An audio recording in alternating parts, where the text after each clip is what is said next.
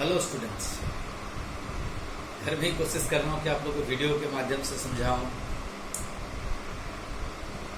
तो national income chapter हम लोग स्टार्ट किए थे, इसमें न्यूमेरिकल्स भी है और इसमें वीडियो की जरूरत पड़ेगी बिकॉज न्यूमेरिकल्स बना बनाया भेज देना आसान है। बना कैसे उसको थोड़ा 2-4-10 क्वेश्चन में अगर समझा देंगे तो कॉन्सेप्ट बेटर ढंग से क्लियर होगा।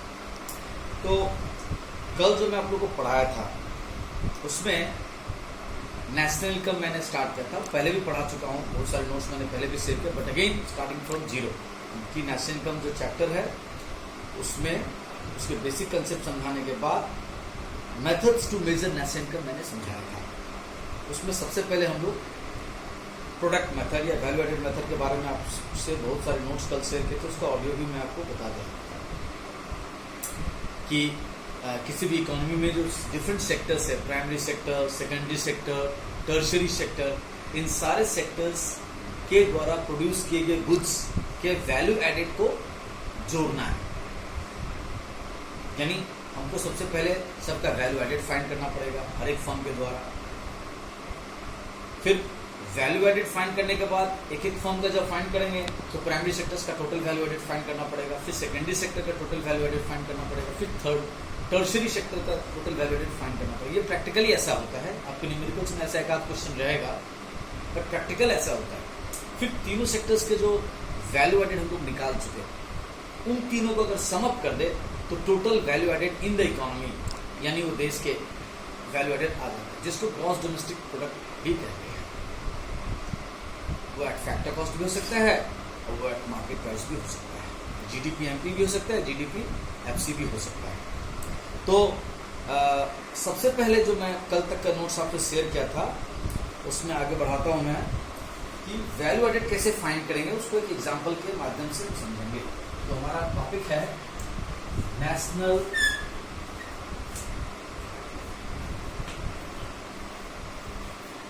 इनकम।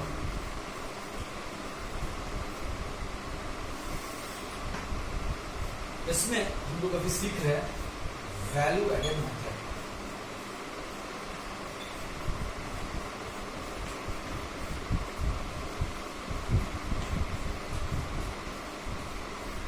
ओके, इस वैल्यू एडेड मेथड में हम लोग सीखे थे कि आपको VA यानी वैल्यू एडेड कैसे निकालेंगे। तो उसका फॉर्मूला लिखे थे VOO minus IC। VOO means value of output और IC मतलब इंटरमीडिएट कॉस्ट। फिर दूसरा था कि अगर किसी क्वेश्चन में वैल्यू ऑफ आउटपुट नहीं दिया हो तो क्या करेंगे, वो कैसे फाइंड आउट करेंगे। तो वैल्यू ऑफ आउटपुट का फॉर्मूला था sales plus OI minus CI। Sales माने ड्यूरिंग द ईयर कोई भी फर्म कितना सेल करती है। OI मीन्स ओपनिंग इन्वेंट्री, कुछ लोग इसको ओपनिंग स्टॉक भी कहते हैं। CI क्लोजिंग स्टॉक, सॉरी मैंने यहाँ गलती किया है, यहाँ पे होगा plus CI minus OI, closing inventory minus opening inventory. तो ये फॉर्मूला आपको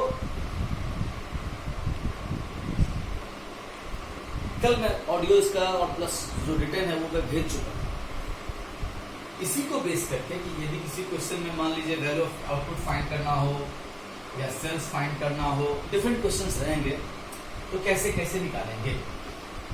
और सेल्स का मतलब क्या होता है पहले इसको भी समझ ले, और इंटरमीडिएट कॉस्ट का मतलब क्या होता है समझ ले। सेल्स का मतलब एक्सपोर्ट भी होता है। सेल्स, अब एक हम लोग 2 सेक्टर इकोनॉमी मॉडल लेकर के हमारा क्वेश्चंस रहेगा। तो 2 सेक्टर्स इकोनॉमी में सिर्फ प्रोड्यूसर्स हैं और हाउस होल्ड है।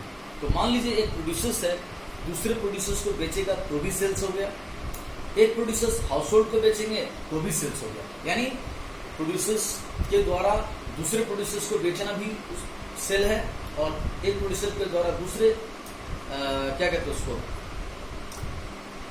हाउस होल्ड को बेचना भी सेल्स है। इसके अलावा अगर विदेश में एक्सपोर्ट कर रहे हैं तो दैट इज ऑल्सो सेल्स, यानी 3 चीज सेल्स में शामिल होंगे। इंटरमीडिएट कॉस्ट क्या होता है? इंटरमीडिएट कॉस्ट का मतलब होता है कि हम अपना प्रोडक्शन करने के लिए दूसरे से क्या परचेज करके लाते हैं। जैसे अगर कोई चाय बना रहा है तो वो चाय पत्ती खरीद के लाता है, दूध खरीद के लाता है, चीनी खरीद के लाता है, गैस या स्टोव जो जिससे जलावन को कहते हैं, केरोसिन, मैच बॉक्स, ये सब खरीद के लाता है और फिर वो चाय बनाता है। तो उसके बाद अगर सपोज कीजिए टोटल 500 रुपये का उसने सारा मटेरियल खरीद के लाया था और फिर चाय को बेचा, तो बगल में क्या कहते हैं, एक चार्टर्ड अकाउंटेंट के ऑफिस है, उसको भी 50-60 चाय डेली सप्लाई करता है और बाकी आम लोगों को भी चाय पिलाता है। तो 50-60 जो चार्टर्ड अकाउंटेंट वाले फर्म को चाय बेच रहा है, वो हो गया sales by the firm to the chartered accountancy firm, यानी एक फर्म दूसरे फर्म को बेचा।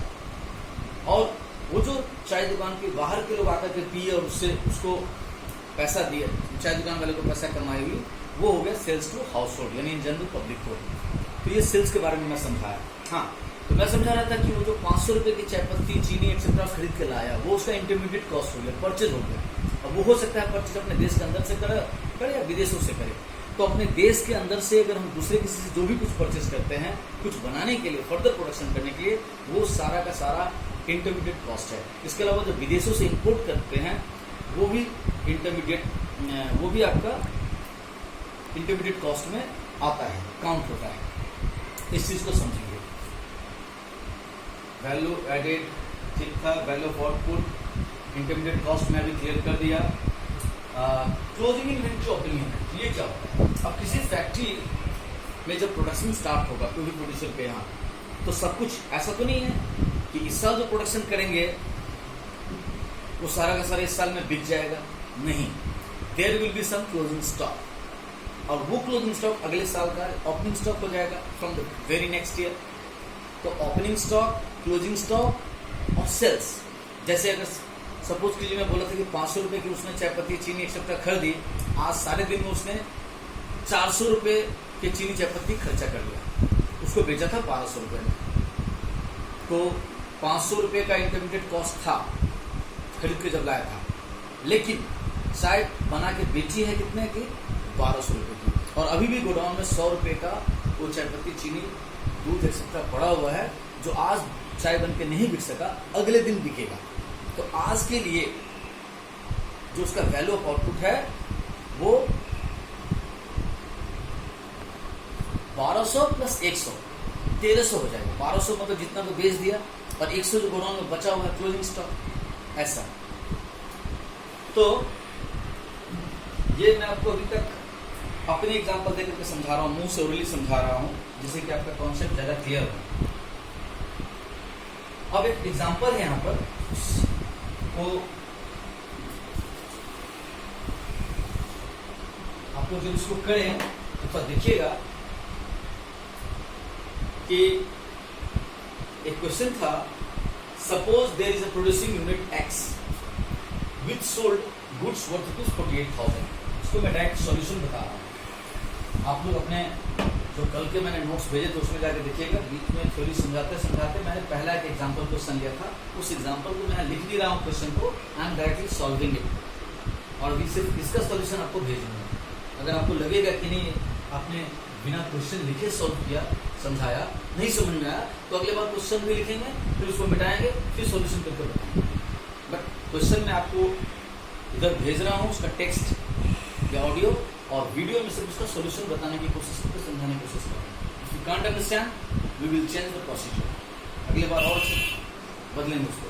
तो देखिए इस क्वेश्चन में क्या था कि suppose there is a producing unit X, ये आप देखिए ध्यान से, ये क्वेश्चन है, suppose there is a producing unit X which sold goods worth ₹48,000, यानी कह रहा है कि एक एक्स प्रोड्यूसिंग यूनिट है जो साल भर में 48,000 रुपये का गुड्स बेची है, and added to stock of goods worth ₹2,000, यानी उसके पास साल के अंत में 2,000 रुपये का स्टॉक बच गया, such that the value of output of x is ₹50,000, और उसके फर्म के यहाँ टोटल वैल्यू ऑफ आउटपुट 50,000 रुपये है।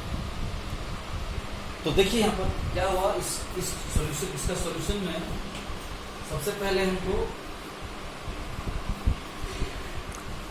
वैल्यू ऑफ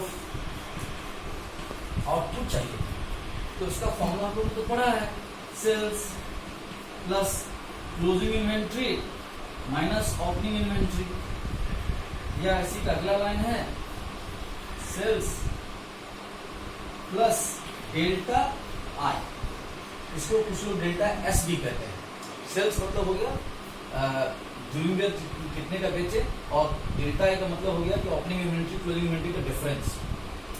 तो यदि क्लोजिंग इन्वेंट्री ज्यादा हो और ओपनिंग इन्वेंट्री कम हो तो डिफरेंस प्लस होता है, और अगर उल्टा हो जाए तो ओपनिंग इन्वेंट्री ज्यादा हो क्लोजिंग इन्वेंट्री कम हो तो ये प्लस के बदले यहाँ माइनस आएगा, यानी प्लस माइनस दोनों हो सकता है। इस क्वेश्चन में देखिए हमारा 48,000 का ड्यूरिंग द ईयर सेल है, प्लस 2,000 का उसका एडेड लिखा हुआ है, एडेड क्वेश्चन ध्यान दीजिएगा, यानी 2,000 का स्टॉक उसको गोडाउन में पड़ा हुआ है ओपनिंग क्लोजिंग का डिफरेंस करके, यानी उसका जो वैल्यू ऑफ आउटपुट है सेल्स 48,000 है, लेकिन वैल्यू ऑफ आउटपुट जो है उसका वो दैट इज 50,000 रुपीज। तो वैल्यू ऑफ आउटपुट समझ गए कि सेल्स और क्लोजिंग स्टॉक दिया रहे तो कैसे निकालेंगे। अब इसी एक फॉर्मूला से तीन चीज ध्यान दीजिए, हमारा फॉर्मूला है मैं आगे क्वेश्चन में इसको समझा दे रहा हूं कि अगर हमारा वैल्यू ऑफ आउटपुट का फॉर्मूला है सेल्स प्लस डेल्टा आई, तो किसी क्वेश्चन में सपोज कीजिए वैल्यू ऑफ आउटपुट दे दिया है, डेल्टा आई दे दिया, तो एस कैसे निकालेंगे? तो एस का फॉर्मूला हो जाएगा VOO माइनस डेल्टा आई।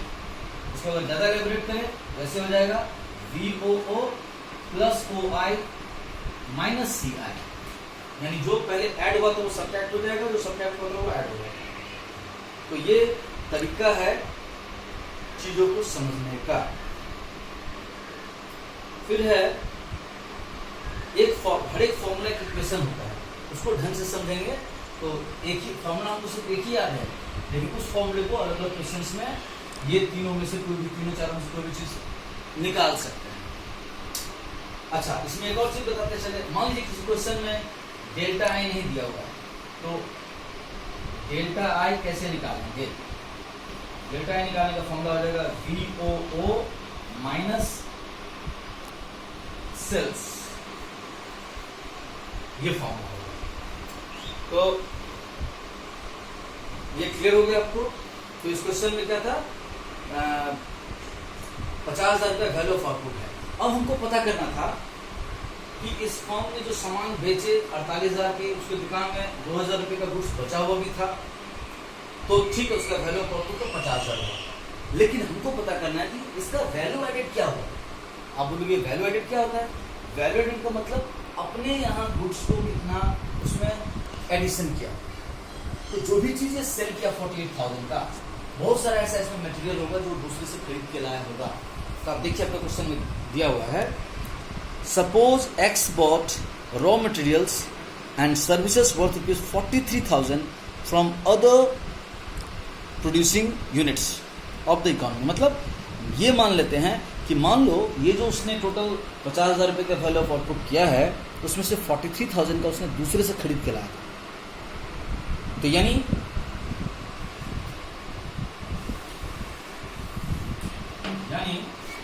देखिए इसका जो आईसी है, जिसको इंटरमीडिएट कॉस्ट कहते हैं,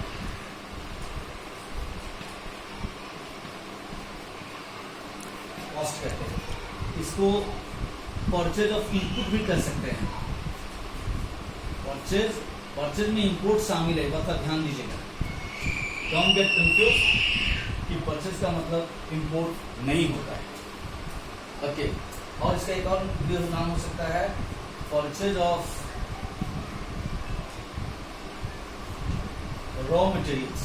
कई नामों से क्वेश्चंस में वो रहेंगे। दूसरे से जो कुछ खरीदे वो इंटरमीडिएट कॉस्ट होगा। तो इस क्वेश्चन में दिया हुआ है वो 43,000, कितना दिया हुआ है? 43,000 रुपीज। तो हमको इंटरमीडिएट कॉस्ट भी पता चल गया, वैल्यू ऑफ आउटपुट भी पता चल गया। अब मेरे को पता करना था कि हमको वैल्यू एडेड कैसे फाइंड करना है। तो हम लोग शुरू में वैल्यू एडेड का फॉर्मूला लिखे हैं VOO माइनस IC। फॉर्मूला क्या है? VOO means value of output minus IC। तो इसके हिसाब से अगर करेंगे इस क्वेश्चन में देखिए हमारा वैल्यू ऑफ आउटपुट हम कितना निकाल के बैठे हुए हैं?